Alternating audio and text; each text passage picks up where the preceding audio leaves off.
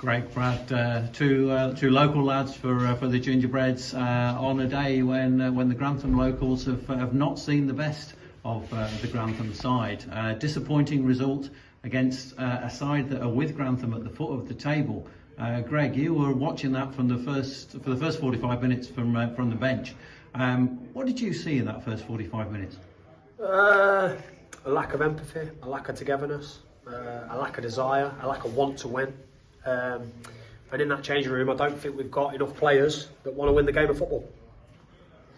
Brad, you were there from the start, and it wasn't the start that Grantham wanted. There was an opportunity for the Gingerbreads first, but after 3 minutes, Grantham found themselves trailing again. Yeah, again, we've not started well enough. Again, for the past 2-3 games, we haven't started well enough. In the first half, we've been down 3-0, I think 3-0, and now 2-0 today. It's not good enough to be conceding that many goals in the first half. We lose the game at half time. We've got to be so much better as a team, and we need to start performing now. We can't let it keep going on. And that first 45 minutes, having gone that goal down, Grantham didn't really look like they were going to get back into the game. No, I don't think we did at all. There was no desire from myself, the whole team. We needed to set the strikers up, give the wingers what they want, but it didn't come from the keeper all the way to the strikers today. No one was there like wanting to win the game of football.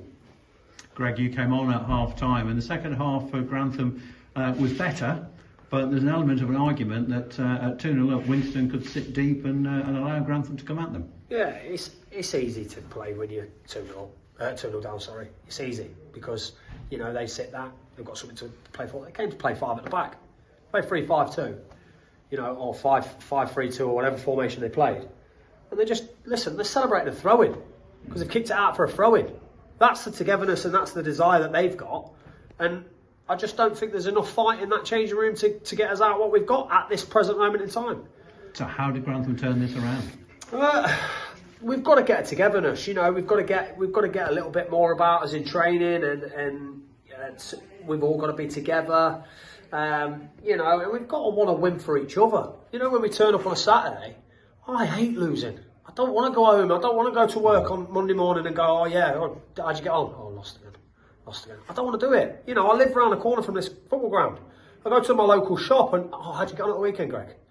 I don't want to do it. And I don't think it hurts enough players in that dressing room, like myself, like Brad. I'm not saying all of them, and I'm not, but I don't think it hurts enough players in that dressing room and what we've got in that changing room right now. So, unfortunately, there's going to be casualties because in a relegation scrap and in a relegation battle, you have to have characters, and I don't think we've got enough of them. Brad, it's 2 huge games coming up for the Gingerbreads now, with Newton Aycliffe and Sheffield both on the road. Gregg's just been very, very passionate there about what's required. Do you think that Grantham can turn this round in those 2 big games in the next 2 weeks? I think we've got what it takes, quality-wise. We've got what it takes to get the next 6 points. But that depends on what side turns up and if we want to win. We've got to have so much more desire from the start of the game instead of the second half. We need to create more chances in the first half, because in the second half I feel like we create plenty of chances. But we have to be stronger, and we just need to be more of a team. We can't be individuals. Brad, Gregg, thank you very much. No worries.